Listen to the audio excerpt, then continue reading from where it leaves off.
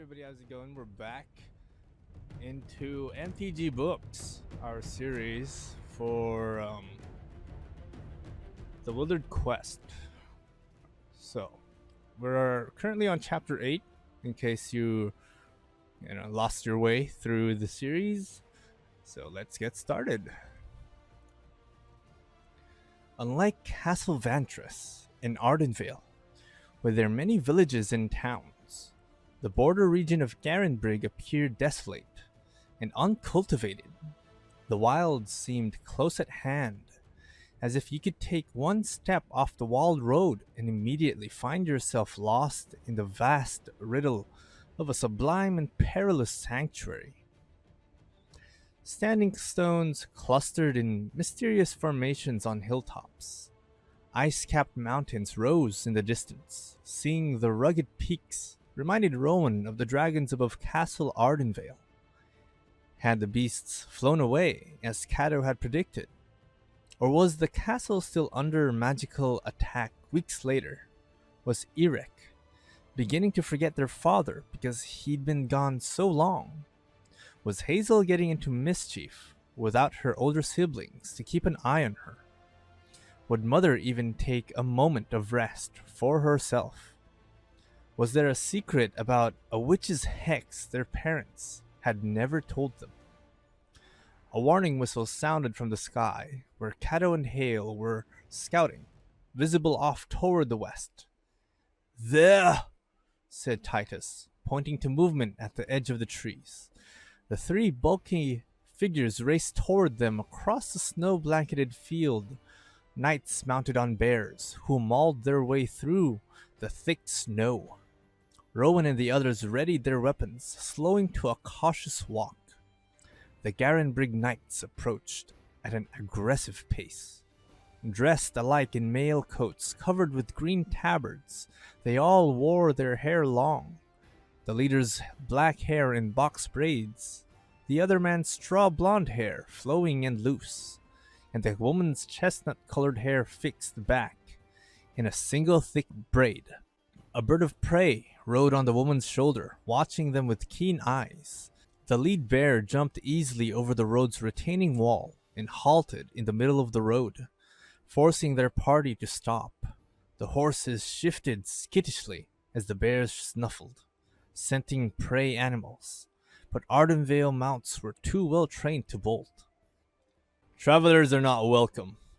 Best if you turn around and go home." The knight was a large man who carried a hammer as tall as Rowan, and so massive she was sure she could never lift it. "This is not the hospitality for which Garenbrig is famous," replied Elwyn, earning her a sharp glance from the leader's companions. "I am surprised to be greeted like this when we come on a quest of the greatest importance." The leader studied them with a scornful frown. "So you say. We've had too many troublesome visitors in recent months to believe the claims of every chance-met traveler." The woman bear rider leaned over and whispered something to the ice-pale man, who shook his head but said to the leader, "Ask them what quest they're on, Bragi. Maybe—" "We seek the High King," Rowan burst out. The knights laughed. "Why do you mock us?" Rowan demanded. "Have you found the High King? Or are you too weak to look?" "Row!" Will kicked her. Bragi hefted his hammer. "Do you mean to insult Garenbrig's honor and strength, stripling?" The man had a lot of nerve, stopping them on the road, doubting their purpose, and being affronted because of a problem caused by him. Rowan intended to retort, but Will kicked her again in the very same spot on her shin. She shut her mouth and with gritted teeth nodded at her twin. Let him be the voice of reason. "My sister meant no offense by her words," said Will, like the bootlicker he could so easily be when he used flattery to get his way. "We've had a difficult and lengthy journey from Castle Vantress. We are eager to reach the great henge at its portal, of which we We have heard so many praiseworthy things." "Braggy! Aloft!" cried the woman, knocking an arrow to her longbow string. Cato and Hale had veered back, flying fast. "I know that griffin," said Braggy. "Hold your places." Hale landed off the road, squawking once. The ears of Braggy's bear cocked forward, while the other bears yawned and looked away. Braggy dismounted at the same time as Cato and waited for the older knight to meet him on the road. They clasped forearms. "Well met, Cato. Are you with these travelers?" "Well met, Braggy. I am. Is there trouble that you blocked the road against a questing party?" "All manner of trouble, honored friend. The wilds plague us tenfold. They believe us weakened by the High King's disappearance."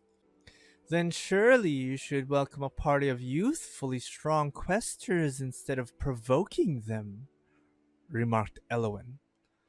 Cato peered at his friend's face, examining him closely. "Are you well, Braggy? You seem agitated." "That's not like you." The man shook his head, his tone smoothing out under Cato's regard. "We are currently saddled with an unpleasant persistence of Loch Twain's knights come to plague us at our midwinter revels." "Ah, I know you have no love for Loch Twain, my friend. That explains why the castle flies above your hills." Cato pointed to the west. A bank of clouds had piled up behind the hills. With the wind blowing west, away from the road, the clouds should have been receding from them. Instead, the clouds bobbed against the wind like a boat pushing against the current. On that vast billow of cloud rose a magnificent castle. "Loch Twain!" exclaimed Will. He rubbed at his forehead.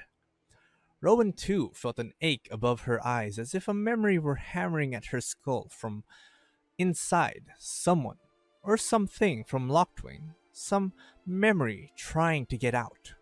The castle sailed with slow majesty, as much ship as fortress, its central tower fluttering as with sails because of all the pennants affixed to its spires. Loch Twain had been forced aloft long ago by the curse of having lost the embodiment of its precious virtue, the missing cauldron of eternity. Never found, even after many generations of searching by Loch Twain's persistent knights and others looking for healing and its fabled promise of immortality. "Queen Ayara comes here every midwinter, does she not?" said Elwyn, peering closely at Braggy as if sure he was about to lie to her. "She and King Yorvos celebrate the 3 feasts of midwinter together, though I've heard she's never seen at the feast on Midwinter's night. Some say she goes into seclusion in mourning for the ancient days when all the land was part of the wilds. Others say it's the one day of the year she sleeps." "Leaving her haughty knights poking their noses about Garenbrig," said Braggy. "A fair complaint," said Elwyn. "They're an arrogant lot, but I favor the theory she's scouting out new blood, if you take my meaning." "New blood?" Will asked. She cackled. "She'll be looking for a new consort to wed at springtide. Best you stay out of her sight, Titus." Titus cast a long-suffering glance at Rowan, who rolled her eyes. "That stripling," Braggy laughed, making Titus flush. "But you are correct. For once, Lord Mage." "For once?" Elwyn's eyebrows shot up. Cato laughed heartily and clapped Braggy on the shoulder. "Ah, good shot, my friend."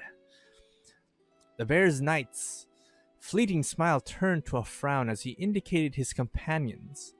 "My sworn comrades, Alona and Roki, remember our 4th, the noble Vinci, who succumbed to Queen Ayara's charm when we were barely more than cubs. He married her drunk on love, and swore to find the cauldron of eternity.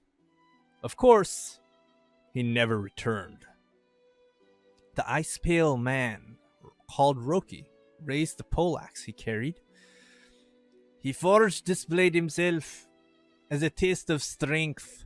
He found it years later in the wilds next to a skull-less collection of bones.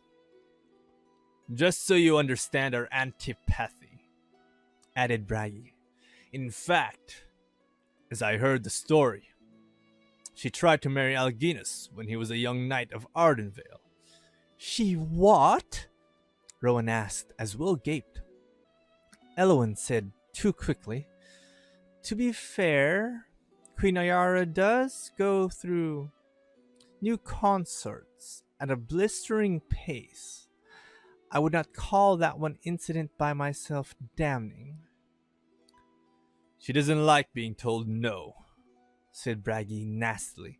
Maybe she got tired of waiting for Lyndon to get old and die, as we humans do, and so finally took Kenrith for herself. Maybe she and King Yorvo have long conspired to destroy the realm and return it to the days when their own kind ruled here, retorted Elwyn. You insult us, snarled Bragi. Why would we of Garenbrig wish to harm Alginus Kenrith Lore Mage? He has been a staunch ally. The giants of Garenbrig threw off human kings long before you or I were born. Yorro and his court might resent the High King's rule and wish to unburden themselves of its weight. Alginus Kenrith and Queen Linden have always been friends to Garenbrig.